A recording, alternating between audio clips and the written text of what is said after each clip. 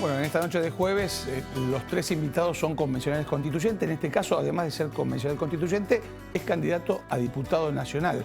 ¿Cómo le va, Pablo Farías? Buenas noches. ¿Qué tal? Buenas noches. Muy bien. Gracias por la invitación. Bueno, vamos a empezar por lo que pasó ayer en la Convención Constituyente, el primer plenario, la primera votación y lo primero que ha quedado firme de esta Constitución o de esta reforma de la Constitución.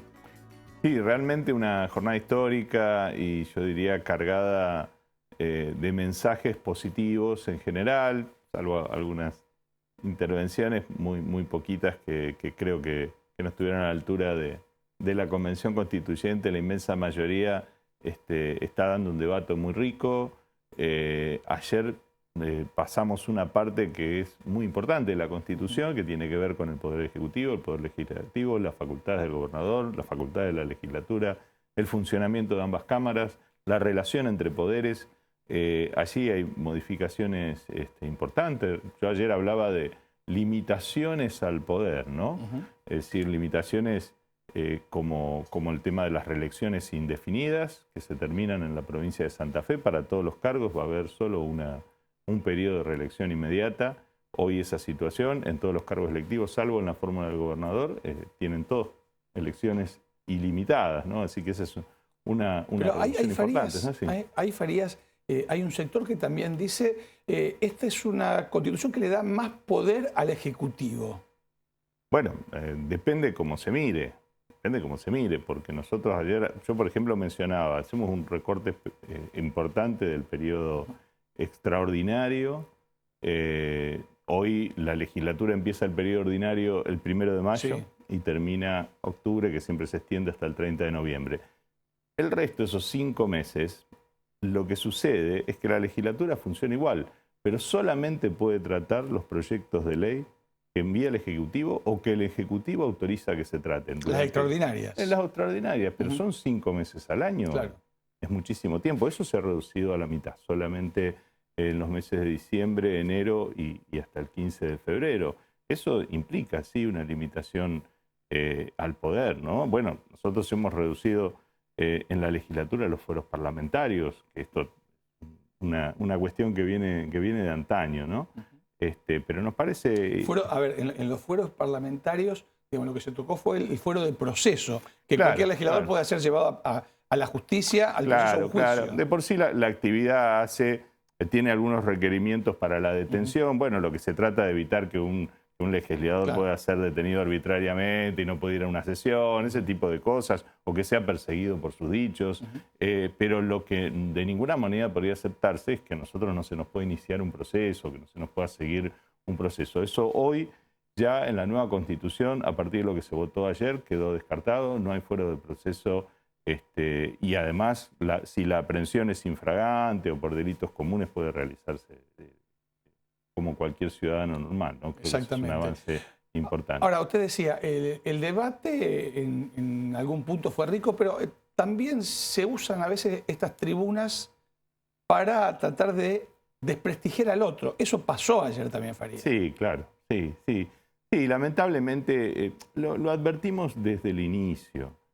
Nosotros vemos distintas intenciones, ¿no? Pero la mayoritaria en la Convención es trabajar, hacer un gran esfuerzo por tener la mejor Constitución. Tenemos debates porque hay diferencias de opiniones y de hecho eso nos ha llevado a que de los proyectos originales que presentamos los partidos, inclusive los que estamos dentro del Frente Unidos, a lo que hoy se está votando hay muchas diferencias. Pero después hay otros legisladores que lo han elegido casi como una tribuna político-partidaria, ¿no? Entonces, sesión tras sesión, lo único que hacen es aprovechar esa instancia, bueno, para descalificar, para decir que el proceso no corresponde. La verdad que es bastante contradictorio, ¿no? Hay un tema, digamos, que ha traído mucha polémica y tiene que ver con la caja de jubilaciones de la provincia. Sí. Y acá es cierto que ustedes, los socialistas, no tienen la misma mirada que tiene el radicalismo de Puyaro. Digamos, hay una mirada diferente. ¿Eso se puede llegar a modificar?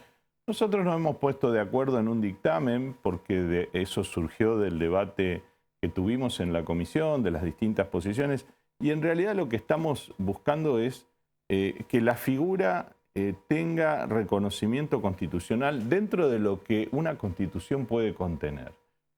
no es menor que el texto que surgió como dictamen de la comisión fija que en el caso de los agentes públicos de la provincia debe garantizar un sistema jubilatorio solidario y de reparto, que es indelegable, que es una función indelegable. Pero no dice intransferible. Lo que pasa que intransferible es hablar del órgano, la caja en sí. Nosotros creemos que la Constitución, si usted se fija, la Constitución en general habla de las funciones, habla de funciones, de la función del Poder Ejecutivo, de la función del Poder Legislativo, del Poder Judicial, de la función del Tribunal de Cuentas. Los órganos como tal, no es correcto cristalizarlos de alguna manera en la Constitución, pero al decir que es una función indelegable del Estado, que debe ser un sistema solidario y de reparto, que de hecho esto no existía en la Constitución del 62, no se hablaba del sistema de jubilaciones de los empleados del Estado, pero además decimos que los fondos de las cajas jubilatorias, de todas las cajas jubilatorias, las de los profesionales, las municipales y también de la provincia, son intangibles y no pueden ser destinados a otros fines. Yo creo que si usted mira todo eso, a nadie se le puede ocurrir que un gobierno pueda transferir la caja, ¿no? La caja que es el órgano que cumple hoy el poder jubilatorio. Usted es candidato también a diputado nacional. Si se transfiriera esa caja, usted, por ejemplo... Para mí sería delegar una función que no está habilitada en la Constitución. Darle a Milei hoy la posibilidad de que pague las jubilaciones a los empleados de Santa Fe. Sería un grave perjuicio para los jubilados y pensionados de la provincia. De hecho, nosotros cuando sancionamos la ley de reforma del sistema jubilatorio el año pasado, hicimos una importante reforma que permitió reducir en forma sustancial el déficit de la caja, que se fue a menos de la mitad de cómo venía. Establecimos claramente en esa ley que la caja no puede transferirse al Estado Nacional. Y además, esa reforma que realizamos le da una seguridad también en el tiempo, porque hay que decirlo, por más que uno ponga en las leyes, ponga donde sea que la caja es intransferible, si el déficit crece descontroladamente y a eso no se le pone un marco de racionalidad, que también lo pusimos en la Constitución, que debe tender a ser sustentable, bueno, esa caja en algún momento puede quebrar o tener y ese quebranto no sabemos cómo se puede resolver en el futuro. Lo que estamos haciendo es un sistema previsible y no queremos que se vaya al ANSES. Justamente lo que se hizo fue para evitar eso. La solución más fácil para el gobierno hoy, para el gobierno de la provincia, hubiera sido transferir la caja al ANSES, la solución más cómoda y sacarse el problema o el déficit de encima. Estamos hablando a niveles del año pasado en casi 40.000 millones de pesos por mes.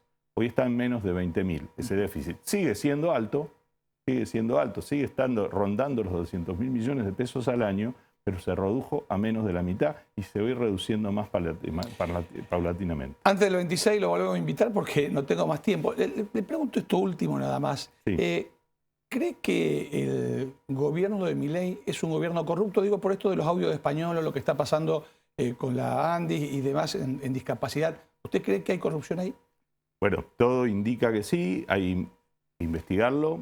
En esto yo siempre digo hay que ser respetuoso de la justicia y de la investigación que se haga, pero todo lo que ha aparecido hasta ahora daría cuenta de que es un gobierno en el cual se están cometiendo actos de corrupción y no vemos una actitud clara del gobierno ni explicando lo que pasó, ni separando a todos los funcionarios que aparecen involucrados o que aparecerían involucrados. La verdad que acá hay mucho todavía para explicar de lo que está pasando, pero evidentemente por todo lo que se está conociendo y además con fondos que son muy, pero muy importantes y en sectores sensibles de la sociedad, muy sensibles, bueno, sí, me pareciera que estamos ante hechos de corrupción, ¿no?